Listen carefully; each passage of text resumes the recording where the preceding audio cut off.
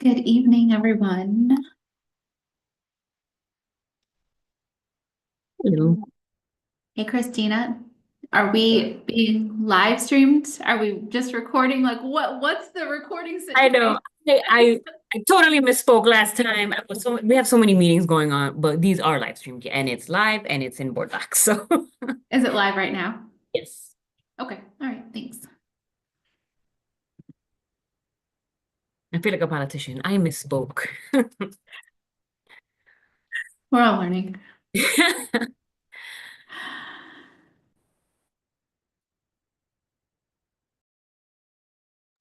Hi everyone. I'm here, but I'm gonna join in listening mode.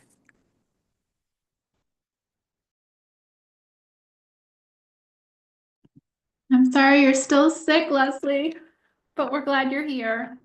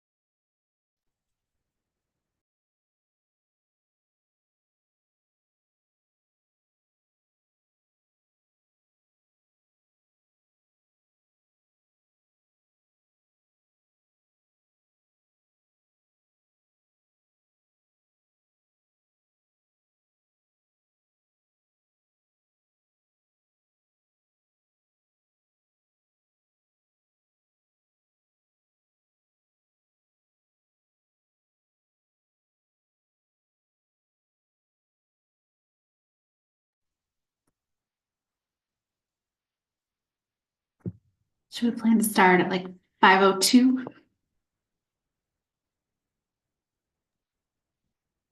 Yeah, I see people joining, so I think that's good. No.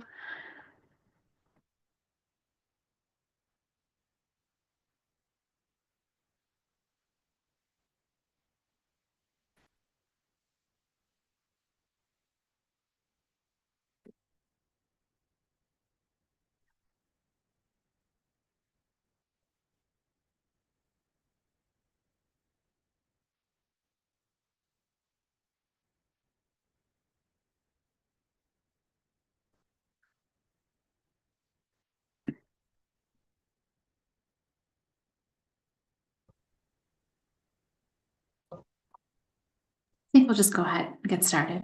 It's 5:02, so in the interest of time, thank you everyone for joining us tonight on April 2nd, 2025 for the Hartford Board of Education Legislative and Advocacy Task Force meeting. I look forward to hearing from everyone tonight, but we will go ahead and start with, I just saw Patrick and now I don't Yeah, see Patrick, but I I'll think turn it he's, over to Nicole. yeah, I think he was texting me saying he There couldn't it hear. Oh, is. Patrick, can you hear us? Are you Now you can hear great? me, right? Yep, Okay. yep. All right, go ahead. You can kick it off, Patrick. Well, that was really strange. I had to switch to a phone and okay, sorry about that, folks. Good evening, everyone. So I thought, Madam Chair, we'd start with just an update on where the session is in terms of calendar. And then we could obviously get into some of the activities that have taken place. And then we could, speak to coming activities for the group and any legislation that we are currently working on. So for the group, we are 62 days left in the session. Almost all of the committees have passed their deadlines, and they have sent a number of bills out to the floor of the House and the Senate. The only three committees remaining are the Finance Committee, with a deadline of April 24th, the Appropriations Committee with a deadline of April 25th, and the important Select Committee on Special Education in its first year with the deadline of April 30th. And we'll talk about that committee, Nicole, we'll talk about that committee in a meeting we've had recently on that. So with those deadlines looming, we've got, a little less than a month for the legislature to put together the budget, their answer to the governor's budget proposal that came out in February. And so that committee's been working long and hard, as you know, and some of you have participated in some of their public hearings. We've had conversations with a number of the members, and they are in the process now of, rolling up their sleeves and really crunching the numbers, looking at potential revenue sources, where the fiscal estimates are for the coming year, and they will base their budget on that. So in terms of the schedule, there will be, following the end of this month, there will be a very busy 6 weeks where almost all the legislation that is going to pass this year will hit the floor and pass or fail.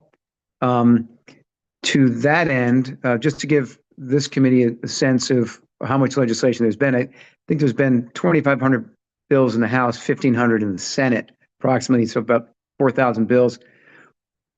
The Harvard Public Schools is tracking somewhere between 125 and 150 bills through the session. A lot of those bills are dead, but those are bills that were reviewed by us, reviewed by staff at Harvard Public Schools, and comments made, obviously public hearings participated in, but that's just in terms of raw numbers.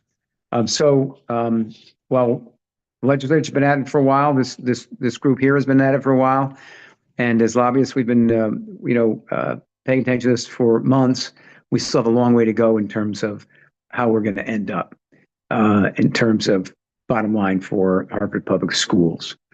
With that, I'm going to ask Nicole to talk about, to report in on what has been taking place over the last month or so in terms of advocacy, which has involved some of the members here, Harvard Public School staff, and others. So I'll turn it to you, Nicole. Thanks, Patrick. And just to be sure everyone can hear me okay too, right? Great. Okay.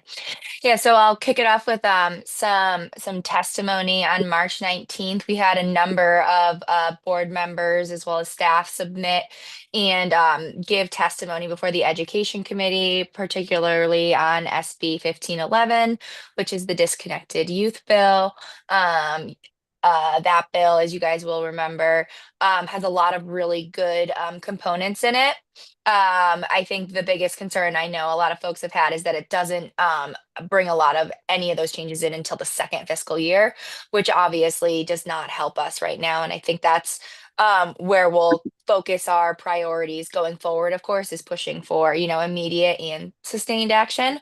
But so we had a really great showing for that. We had board members Tatum, Estrada Perez, Browdy, Fortune, and Walker all submitted or provided testimony.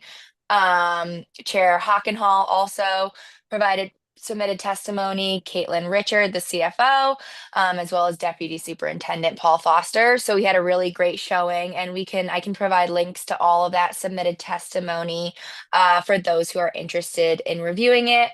On that end, the bill was referred out of education last week.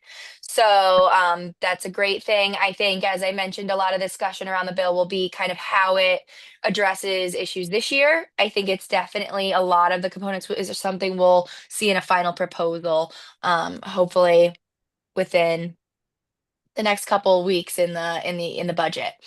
After that, on March 21st, that same week, we did go to a meeting with Rep. Khan, House Chair of the Select Committee on Special Education. So she is, I'm sure many of you know, her background is in special education. She is a teacher. She was a teacher in Hartford and now teaches next door. I want to say Windsor, but is it Bloomfield?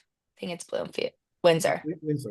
Okay, I was right. Thank you. Yeah, so but still is obviously steeped very deeply in the issue. And we had a really great conversation.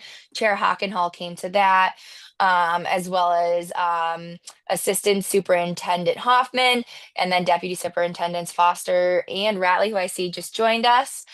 Pedro was also in attendance there on behalf of Hartford Public Schools, and Patrick and I attended. It was a very, I obviously leave it for others to comment, but it was a really, I would say, broad but productive conversation. I think a lot of folks in the room felt like the issues that Hartford has been voicing have been heard, especially by Rep Con, probably because, she has personal experience and understanding. She has let us know that she has a proposed legislation that the committee will be releasing very shortly, likely within the next couple of weeks. I think at this point, we should probably plan to see a hearing on that bill late April. I know she expressed to this group that the legislation, that she doesn't want to have a hearing during April break, and really that the options were kind of next week-ish or the week after April break. And I think that just given timeline, and that's something we can discuss as well going forward. But and I'm sure the other stakeholders will agree who are in the room. It's very clear that this is a great opportunity for us to kind of bring out like grassroots, full force teachers, parents, um, to come support this legislation once we've seen the language, obviously.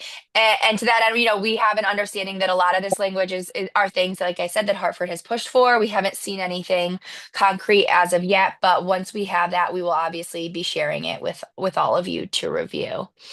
Nicole, can I jump in for 1 second? Yeah. Based on our conversation we had today. Just two other points. One, Representative Khan had told us that she is going to author an op-ed in support of her legislation or in support of additional funding.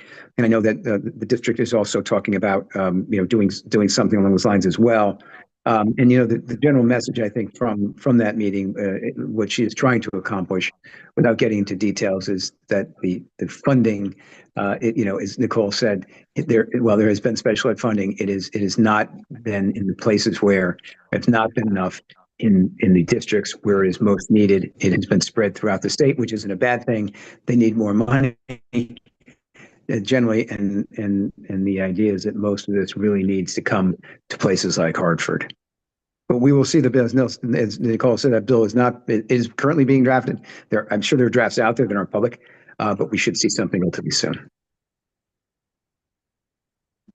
Thanks, Patrick. Yeah, I don't know. Before I move on to our last point, I don't know if any other members of the meeting had any thoughts or questions or comments they wanted to share. Having known that, I know many of you were at that meeting with RepCon.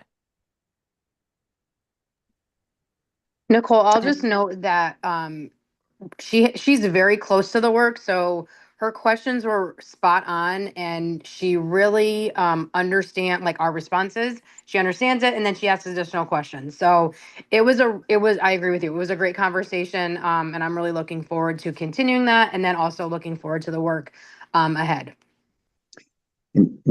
She did stress that she is working closely with members of both parties on this issue. As you know, this issue statewide crosses political parties, and she said that so far she's been working, well with her Republican colleagues.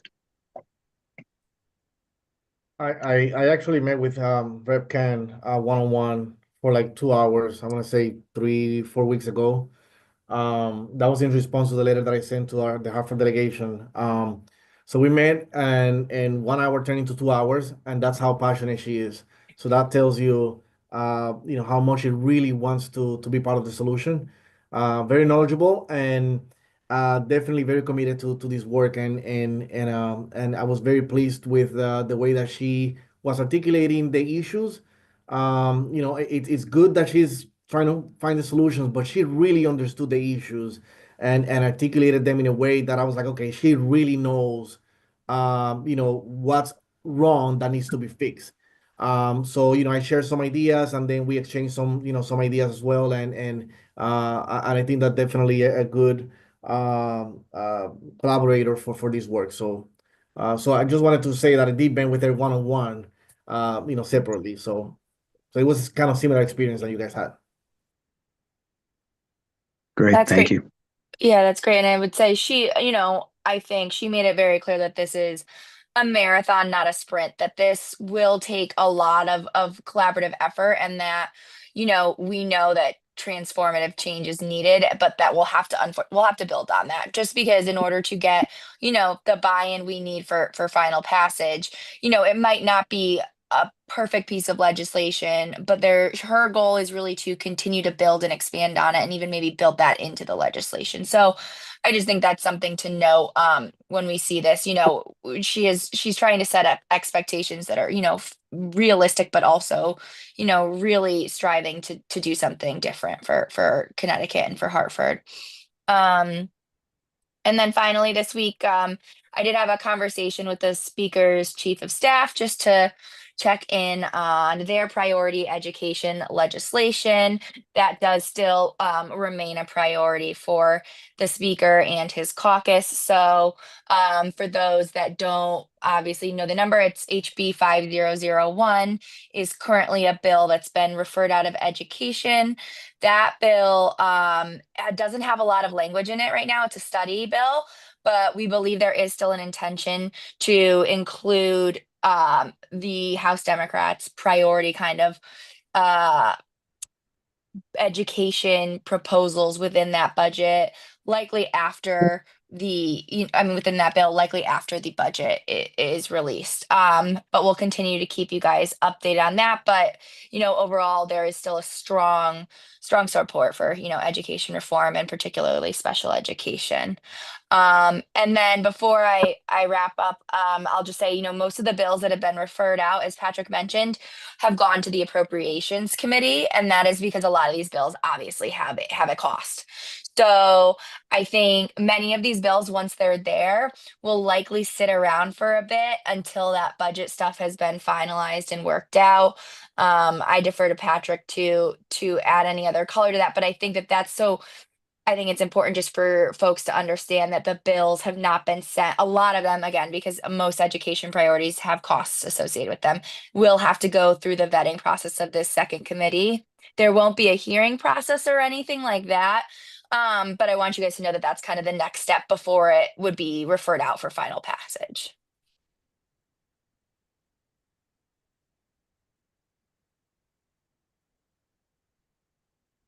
All right. That's all I've got, Patrick. I don't know if you wanted to talk about looking forward. Oh, did we lose you Yeah, again? so- Oh, you're there. You're there. Okay. Sorry, yeah, so we could do that. And then there may be some questions on the budget generally and impact of federal cuts, and we're happy to talk about that because that could change a lot of things. It could affect a lot of hard work that's been done by a lot of people. But going forward, two things. Well, actually, I'll actually, Pedro, would you like to talk about are you planning to talk about the grassroots postcard effort that's underway? Sure, Pat. Thank you. By the way, I was at the meeting with RepCon. It felt like a very genuine sort of workshop on special ed more than a meeting with the legislature because she's so knowledgeable and she was so open. And aside from the political niceties, she's passionate about the work and really open to talk about it. And obviously, she really understands it. I want to remind the task force in case you didn't see it, and I hope Christina is standing by to share. First of all, we had a student from University High who penned an op-ed in the Hartford Current. It was the story was released on digital on Sunday, 2 Sundays ago, and then it came out in print in the Monday edition. Liam worked really hard at his school with his peers and with his teachers and with the communications office at the district. And the current editors really loved the op-ed and gave him really a premium position. There were no edits from the editor, which is one of the first time I've seen the editors from the current not asking to change anything. So if you want to reach out to Liam, he's really excited about it and about his potential to advocate along with other students as well.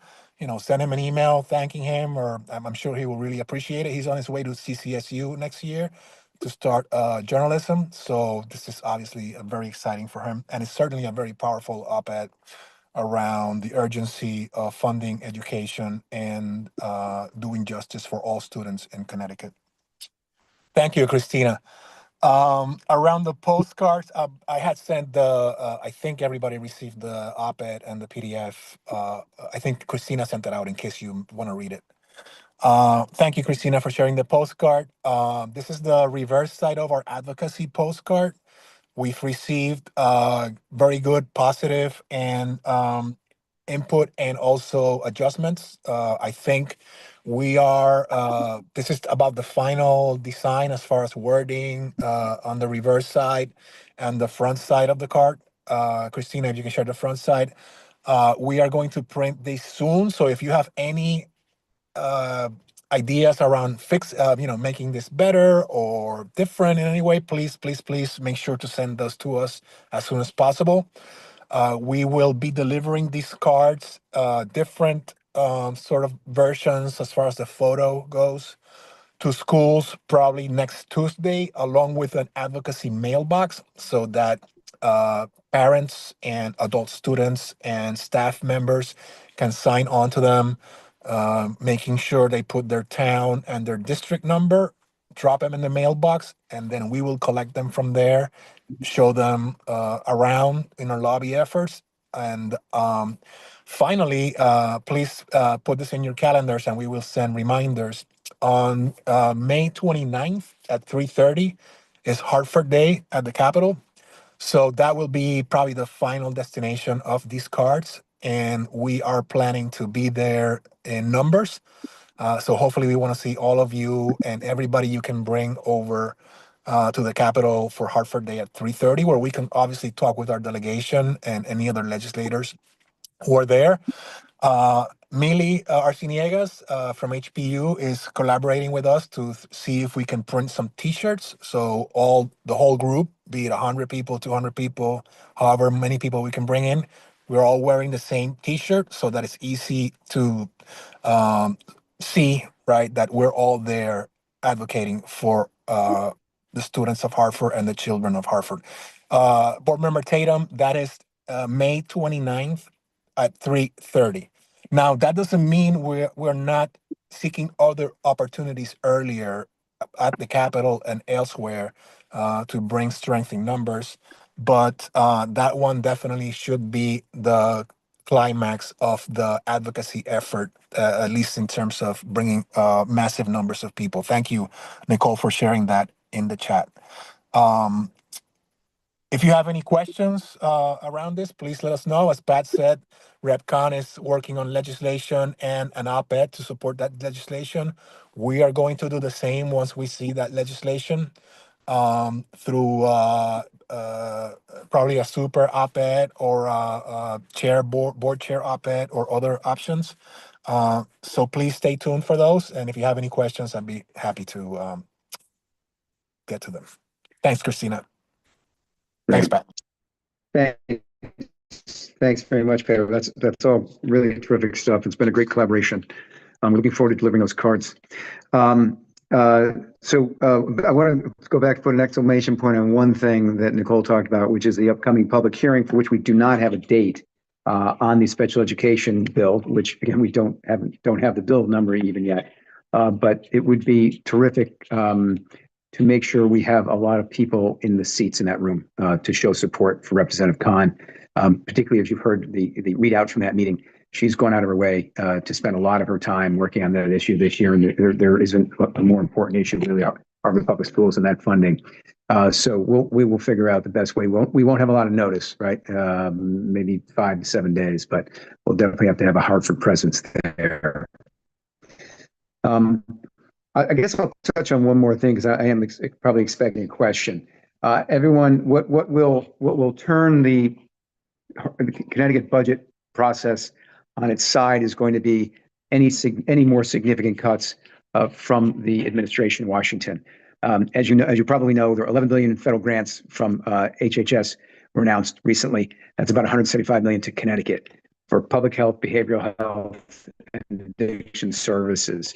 And so that's already, and the governor's announced they believe they have some workarounds that they can handle that within existing budget.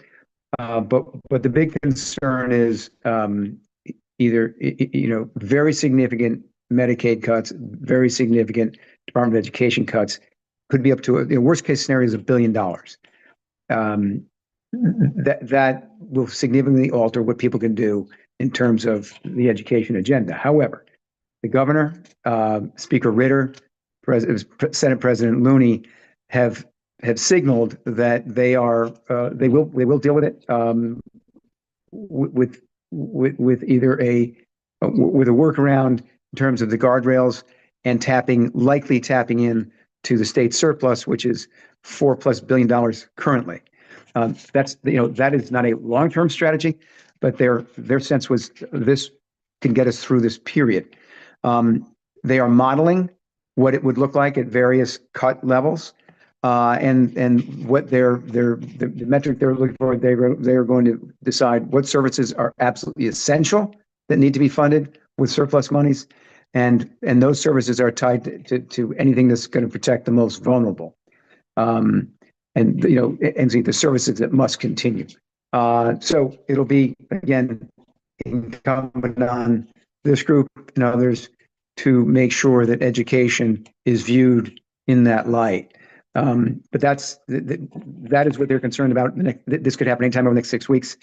And as they run up to budget deadlines, they're prepared to deal with it, but there will also be a lot of political maneuvering that we'll have to go through in the House and the Senate in order to, free the guardrails and tap into the surplus. Patrick, I did see Dr. Torres Rodriguez has her hand up, so I wanted to make sure she had the opportunity to ask her question. Thanks. And Pat, that was going to be one of the questions about the national, implications. My other question is, and I don't know if you can speak to this on camera, like, what's your sense? What's the pulse about added investments relative to special education? I know that, right, all the work and the advocacy that's happening and Rep. Khan kind of leading that, but do you get any sense from any conversations, sideline conversations? Yeah, yes, and I think Nicole would agree with me.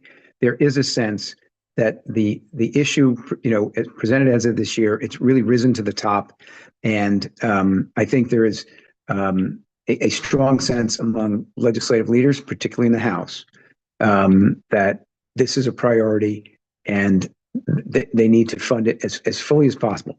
As I said, this is going to be subject to, what happens federally. It would not surprise me if the appropriations budget came out with perhaps one number, and that maybe wasn't satisfactory, and that number could be bumped up. And that'll take a lot of advocacy, but I think there certainly is a potential for that.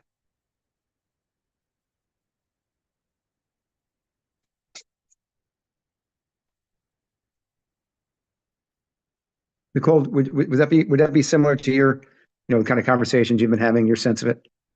Yes, definitely. I agree. I think in particular, yeah, special education is top priority right now.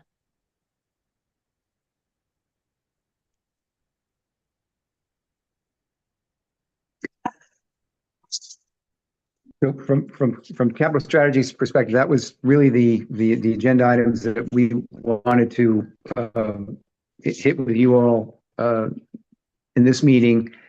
Certainly wide open agenda. Madam Chair, if there's other things that we missed you'd like to talk about, or happy to take any further questions for sure. And thanks to everyone who has jumped in and participated in a lot of these activities. It's really been, again, a great collaboration, and we're very happy that everyone is working together, pushing the same direction. Yeah, and Patrick and Nicole, really grateful for you guiding the ship. It's been really helpful to learn from you and move forward with your guidance. It looks like Board Member Estrada Perez has a question. Yes, thank you, Chair. I have actually two questions, and they're separate from each other. But the first question is, I just want to make sure I heard right. We are expecting $1 billion in total cuts for the state of Connecticut. That is not just education, that includes Medicaid and other essential services. Is that accurate? So that as it is, and this is all speculation, right? There's only a couple of people who actually know the answer to that question in Washington. But the scenario that they are preparing for, the worst case scenario, would be, and I think I would say the majority of that would probably be Medicaid, given that that is the largest grant that the state gets. My guess is that would be significantly weighted towards Medicaid. I think they believe the worst case scenario could be $1 billion. And, they're hoping it's a lot less. But that would be the worst case scenario, and they are prepared. However, I think the message was they are prepared to deal with it if that's what they're handed. Thank you. And a follow-up question, so they said that they're preparing to deal with it. So I'm assuming they're talking, to your point, they're talking about the fiscal guardrails and the possibility of tapping into those dollars to do so. I recognize that we're going to need some advocacy, to your point. I know that the next hearing, we don't know the exact date yet, but we want some involvement from members of the committee. Do we have an idea? I know there's some desire for turnout of different stakeholders into the space. Do we have an idea or a plan of how do we want to do that? How we want to plug in members? I know we won't have a ton of advance notice, but with what we do know already, do we have an idea or a plan that we should be working together towards making sure those desires for outcomes and turnout are there, both for the board and other stakeholders in the community? Do you Yeah, want me, do you want me to start, yeah, Patrick, with a yeah, couple? yeah, sure. Yeah, I think what would be a great start would be probably if you all could identify folks who you think would be interested, and saying, hey, listen, there's going to be a really important bill on special education. We can provide you with a lot of additional information as we receive it. It'll likely be late April. Can we add your name to an email list that we can alert for this hearing when it comes out, and we can identify kind of what that we are going to want folks there. I think physically in person would be really great. I think that's something Rep Con is looking for, is actual folks in the seats. But I think even if there are folks who really feel like maybe signing on to some more form style testimony, if that's all they can contribute, I think that that's okay too. If we want to be able to show strength in numbers and someone has maybe not as much of an ability to show up or testify. Right. But that would be, yeah, sorry, Patrick. Yeah. No, I said, and if there is, suggest, we'll leave this to Harvard Public School staff. Consider outreach to parents who would have children in those programs. That's obviously perhaps would be a fruitful exercise as well. Totally happy to take charge of the list, though. If you guys want me to create a Google form where you guys can just drop emails in, or you just want to shoot them to me, I'm okay with identifying that as something I'll take care of. If you want to just dump them towards me, that would work. That's fine.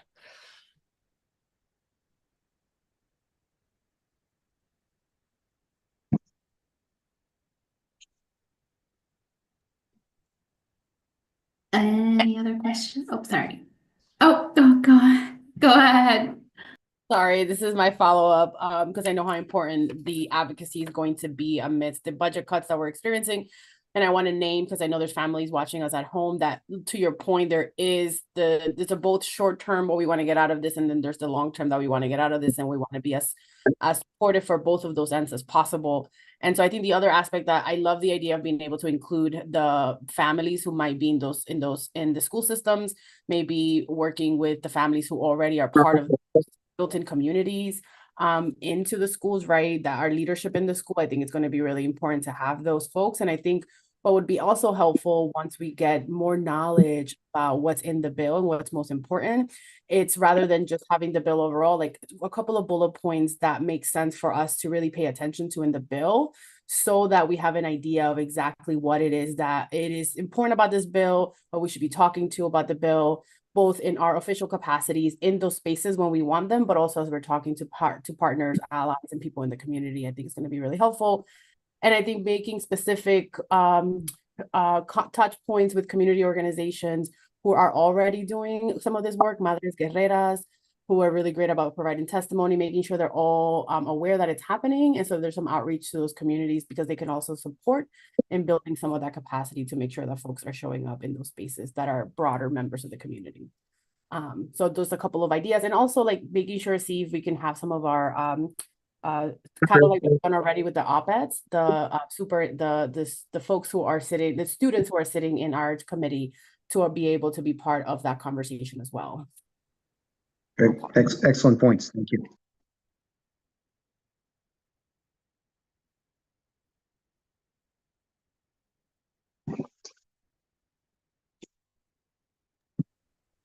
Pat, may I ask you something we spoke about earlier? Sort of, when will we see a ballpark, and knowing that the federal government is up for grabs, sort of a ballpark numbers and a more real tangible budget? Yeah, so for the district, I have two important dates. End of April, we will see the legislature's budget, the appropriations budget, compared to the governor's budget. Those numbers will likely not line up. And the result of the negotiation following that will be concluded by the first week of June.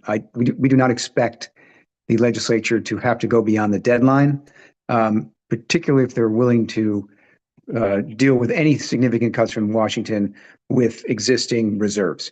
But so there's, you'll get a good idea out of what's in the appropriations budget compared to the governor's. It is likely that it may not be much more than that, but if they decide to tweak the guardrails, it's really unclear how far they're going to go. But in terms of knowing for sure, I do not expect there to be a special session on the budget. I say that knocking on wood. They haven't had a special session in a long time because there's been enough money around to get it done. And I think the governor, certainly the House and to some the Senate would like to get a budget done on time.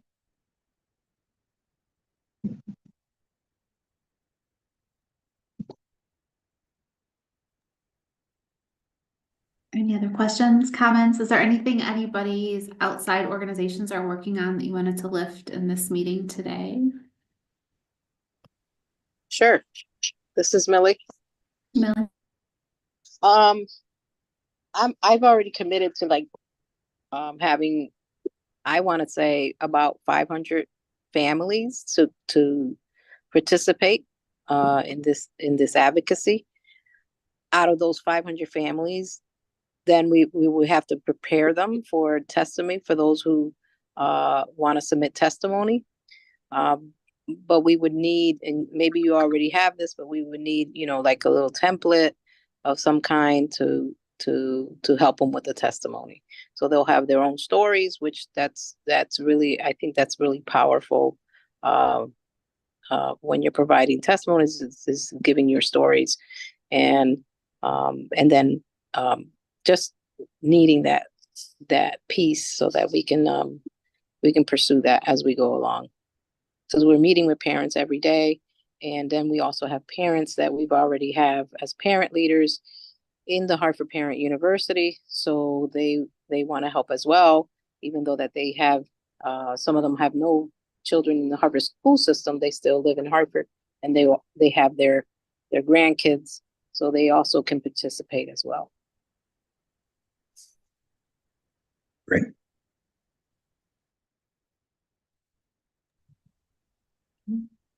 Okay, thanks for that, Millie.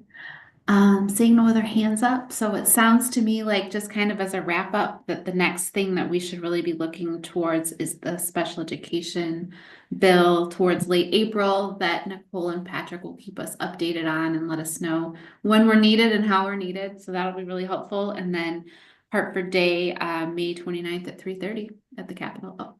Board Member Tatum? Yeah, just one thing to clarify about the process for prepping for the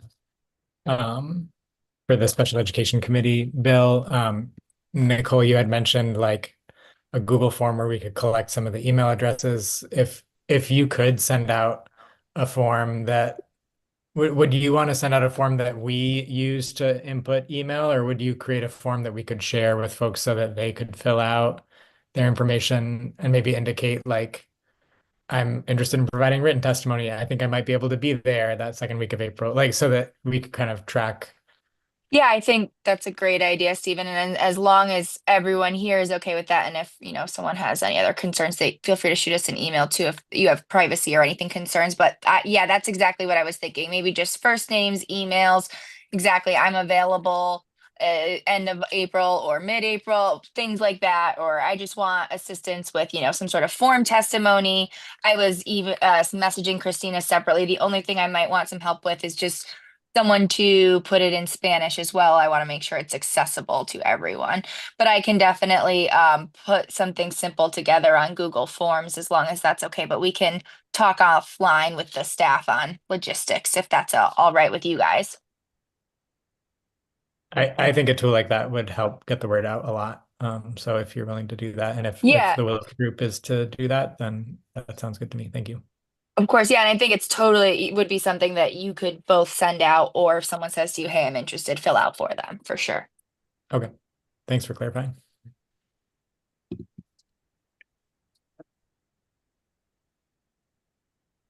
So I just want to make sure that in terms of follow-up, we're gonna get the tool to collect the emails to make sure that there's more turnout for parents. Millie, thank you for all the work you're doing to turn out parents as well. I think making sure that we do have those templates, I hear that's gonna be a priority both for the board and for the community members, because that really does help, especially if we have a combination of in-person, in-person written, and even like virtual folks.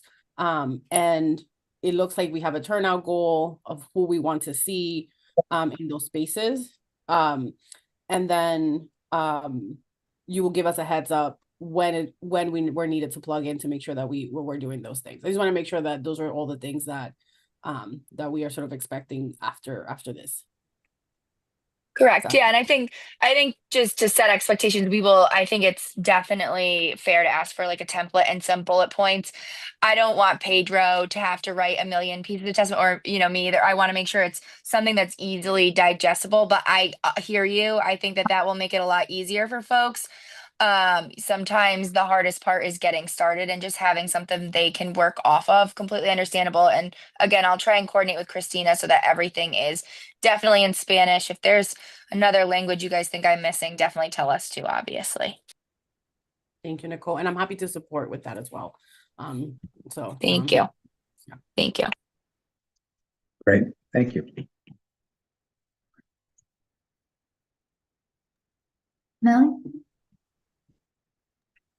Thank you, Chair. Are we having a half day off of school on that day? I know in other towns they have a half day or a whole day for just that event, and that helps because then everybody's involved, right? So like, maybe the buses can help us. Everybody's involved in the event, and it makes it that much easier for us to get people to come out, and students. So is that something could be on the table, or at least half a day, or I don't know when the legislative session starts, but something to think about.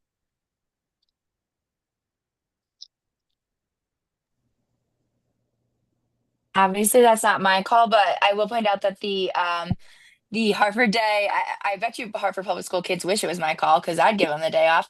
But the day that the Hartford Day is occurring is it starts at 3:30. So if there's logistical issues with you guys getting folks specifically to the hearing and having time off for students and that such, at least there will be that opportunity. It's after school, at least. Even if you can't get there till 3:30, 4 o'clock, 5 o'clock, there's going to be a lot of folks there still to talk to. And so we're talking about, right, so there are two events. One, we know when it is, May 29th, which is really a rally, if you will. I'm using that term loosely. It is an event that people would just be attending, and T-shirts, and I think that would be terrific. A show of support for the legislators who are working on this. Then there is the actual public hearing on the special education bill, and that's really a separate strategy for that, which we've talked about. That's really the collecting of the emails and that. So I just want to make clear there are two very separate events, and as Pedro said earlier, there will likely be another opportunity in between those two. We're not there yet because we want to see what the budget looks like.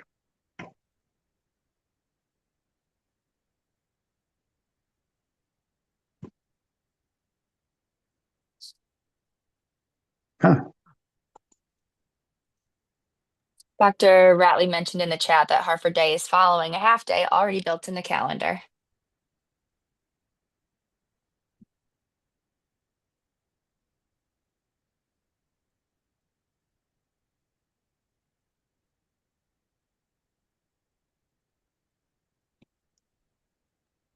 Sorry, I couldn't find my unmute button. Okay.